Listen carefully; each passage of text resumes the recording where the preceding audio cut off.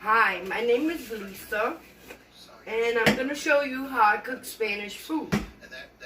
I'm Italian and Puerto Rican, but my husband is Mexican, so, well, I think everybody knows that by now. But you got to come over here.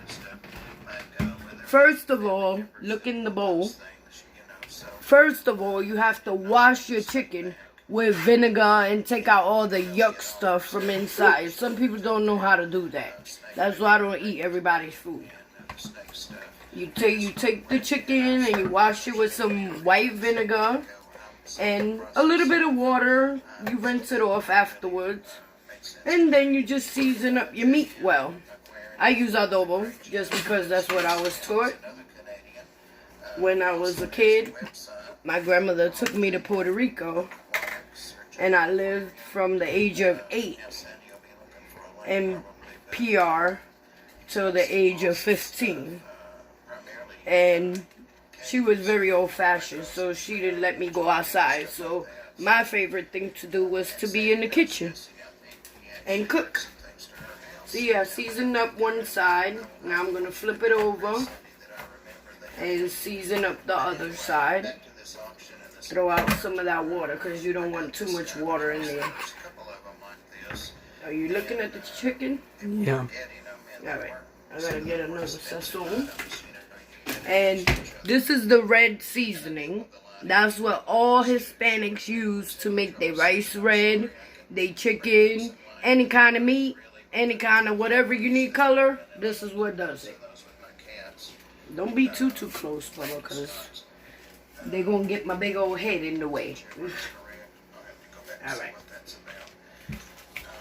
Alright, the chicken is seasoned with adobo, garlic powder, and sazon. And I don't like touching meat, so that's why I wear a glove, because I think it's very gross.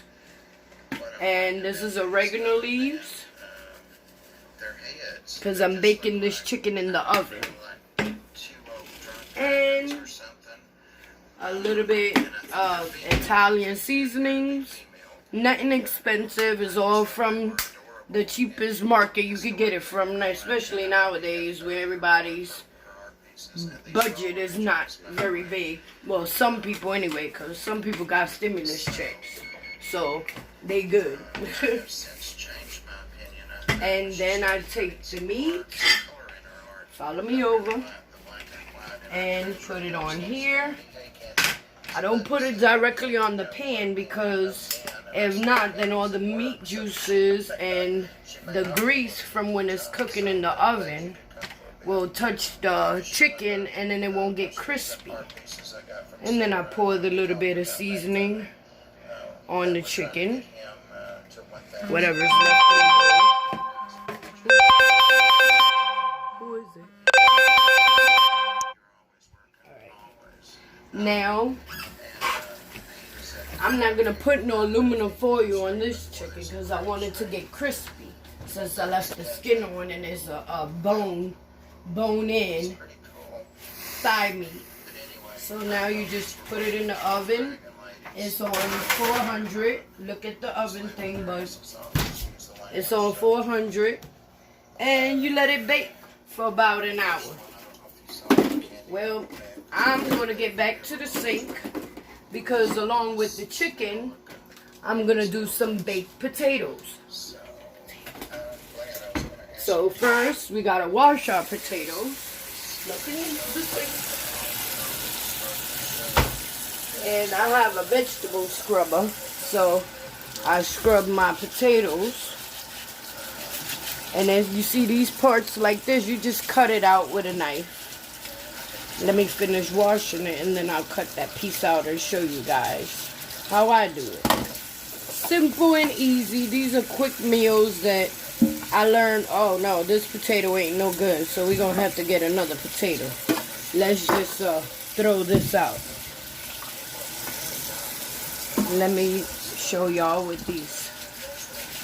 You see how dark your potato is when you buy it? And then you scrub them. And that's also scrubbing. If you scrub hard enough, it'll thinning out the skin a little bit.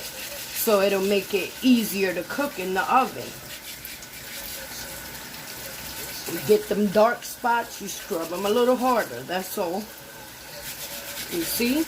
And all them dark spots go away. Very easy. Easy meal. I had 4 children, so my first 3 daughters are all adults now.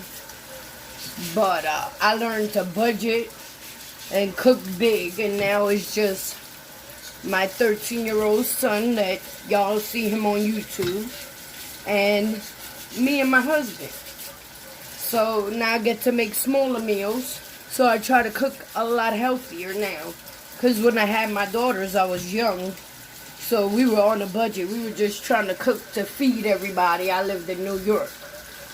And then as they started to get a little bit older, I moved down to Maryland so they could have a better life, because in New York it's not a good place to raise children where I was raised at.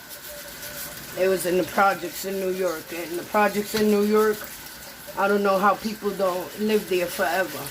I wanted to get out of there as quickly as possible, because I learned that there's other places to live that are way nicer and way cheaper, and it's a better quality of life also. And as you get older, you get a little bit wiser also. Alright, these potatoes are washed. You see that one only had a little tip that was ugly, so I just cut the tip off.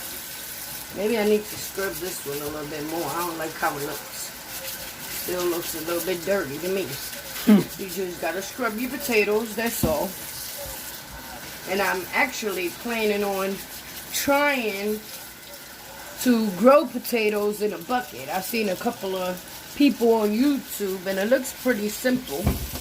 So I'm going to try to grow some potatoes in a 5-pound, 5-gallon, whatever you call that, bucket, and some onions, and see if it actually happens. But this summer, we are growing outside some tomatoes, some peppers, green peppers and red peppers. And we're growing some chili peppers. We're trying to grow some collard greens, because the way times is, you got to grow your own food nowadays, because you just never know. We might have another quarantine and things can't get in or get out, and we got to have food to feed our families and our children.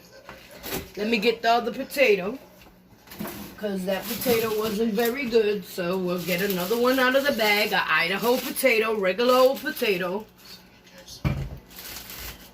Let's cook some more, in case the boys want more food later on, because baked potatoes you can put away and rewarm them up very easily and have a quick lunch or whatever, dinner or whatever with it.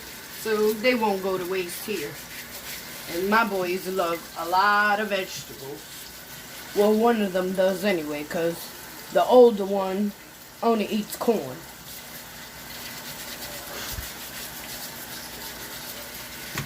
Wash them potatoes quickly. There we go. And obviously you're going to wash your sink before you put anything with bleach and stuff, so you don't contaminate or have any bacteria or anything crazy like that. But I wash my sinks all the time with Clorox, because I disinfect everything. I'm a germaphobe.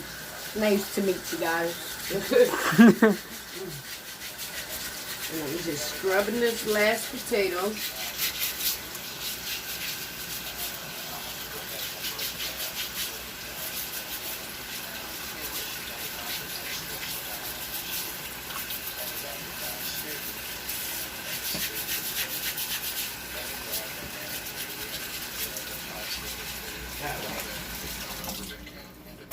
That's done. Let's get this ugly part off, because I don't like how it looks. Now, let me dry my hands. And I'm going to get the aluminum foil. to wrap up the potatoes.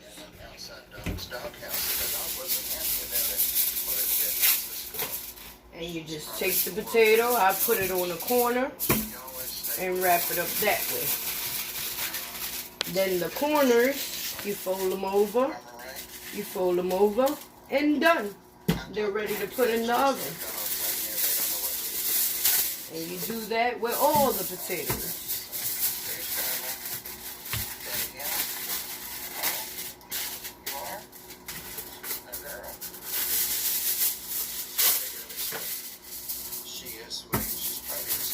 And that's done.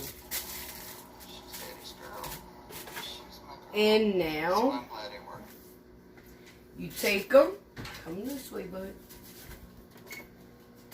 and you throw them in the oven. You can look down, just stay back so you don't get burnt. And you throw them on the side of the chicken like this. Everything cooks together. And then you can go sit and relax until dinner's done. And you check it every maybe 30 or 40 minutes. You could take the potatoes with a fork, poke them, and if they're soft, then they're done. Obviously, the chicken, you're going to watch and time after 40 minutes. If it looks dark, you can cover it up with aluminum foil because I don't like red chicken inside. I don't like raw meat at all. So I like all my meats really well done. If not, I will not eat them. And that's just the way my boys are used to eating. Thank you for watching. And there'll be more videos. I have to get the courage up because I really don't like being in front of the camera. I'm used to being behind the camera. Love you guys and stay safe. That's it.